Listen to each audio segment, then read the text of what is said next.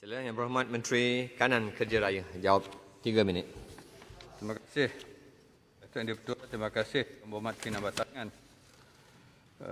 Datuk Yang di-Pertua, untuk makluman Ahli Berhormat, susulan penamatan Perjanjian Projek Delivery Partner ataupun PDP, Kerajaan Persekutuan telah komited untuk meneruskan pelaksanaan 15 pakej kerja bagi projek Lebuh Raya Pen Borneo Sabah secara konvensional dengan kos keseluruhannya 10.12 bilion ringgit.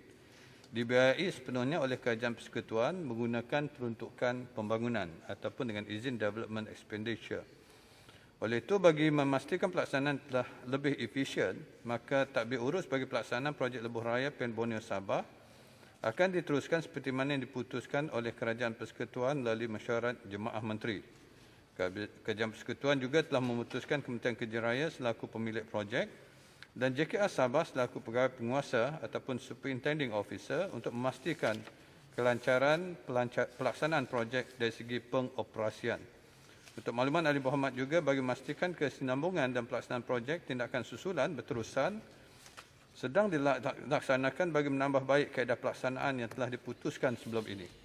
Kerajaan juga sentiasa komited dan menyalurkan peruntukan bagi tujuan kelancaran dan kelangsungan pelaksanaan projek. Terima kasih. Soalan tambahan pertama. 30 saat. Ya, terima kasih Ketua Muhammad Menteri. Persoalan ini telah ditimbulkan sebab saya melihat dan juga rakyat bertanya kenapa progres Pen Borneo Sabah baru mencapai 16 hingga 18%.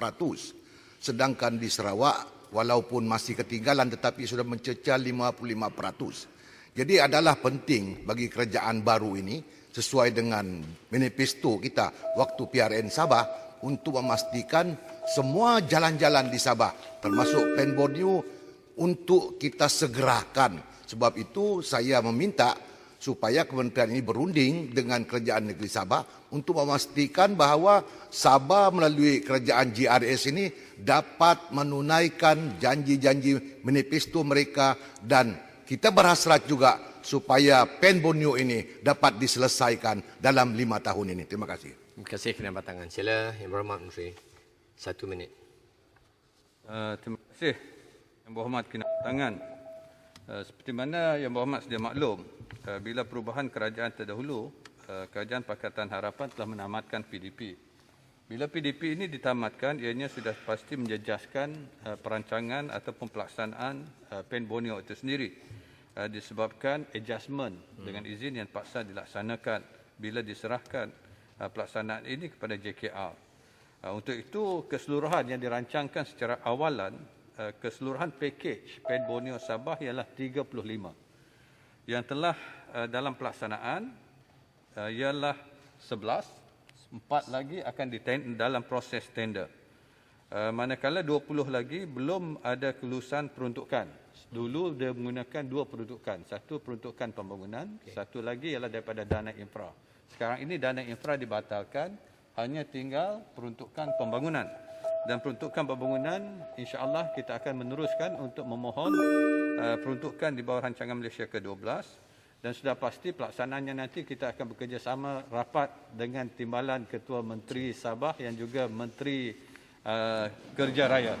Saya insya-Allah akan berbincang dengan beliau sendiri untuk memastikan apakah kaedah yang terbaik supaya dapat untuk mempercepatkan pelaksanaan Pen Borneo Sabah khususnya. Terima kasih. Terima kasih Menteri Kanan.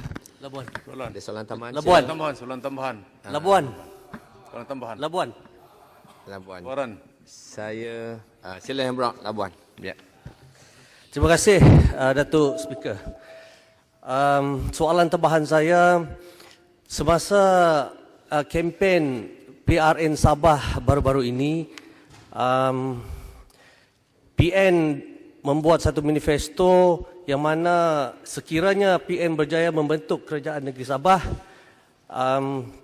projek jambatan menumbuk Labuan atau Kuala Penyu Labuan dan sekaligus Pen Borneo, jajaran Pen Borneo daripada Beaufort ke menumbuk yang satu hari dahulu memang Barisan Nasional, Kerajaan Barisan Nasional ingin menjadikan ia sebahagian daripada Pen Borneo. Soalan saya, adakah dianya akan dijadikan sebahagian daripada projek Perm Borneo yang akan dilaksanakan secepat mungkin seperti yang dijanjikan dalam pilihan raya baru-baru ini. Terima kasih Labuan. Sila. Terima kasih Yang Berhormat Labuan. Kita akan maklum dan insya-Allah saya akan membawa untuk dibincangkan, memastikan apa yang telah dijanjikan dilaksanakan. Terima kasih. Saya beri peluang soalan tambahan yang ketiga. Sila Yang Berhormat Tuaran. Terima kasih, Di-Pertua. Ringkas.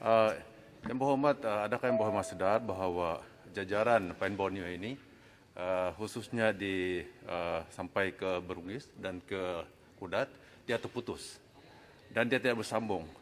Jadi adakah Yang Berhormat bercadang supaya memastikan agar yang terputus-putus ini dapat dipastikan dia bersambung dan dia berjalan dengan lancar. Terima kasih. Terima kasih Tuaran. Sila Yang Berhormat Menteri Kanan. Memangnya kalau kita melihat apa yang telah dirancang lebih dahulu di bawah Kerajaan Barisan Nasional ada 3 fasa. Tapi yang dilaksanakan hanya fasa pertama bergantung dengan peruntukan. Dan dalam fasa pertama yang dilaksanakan yang telah diluluskan yang ada peruntukan 15 projek. 20 projek lagi belum ada peruntukan dan kita akan mengusahakan untuk rancangan Malaysia yang ke-12. Dan bila ianya semua peruntukan dapat, insya-Allah keseluruhannya akan dapat kita laksanakan secara berfasa, termasuklah jajaran ke Kudat. Terima kasih. Terima kasih Menteri.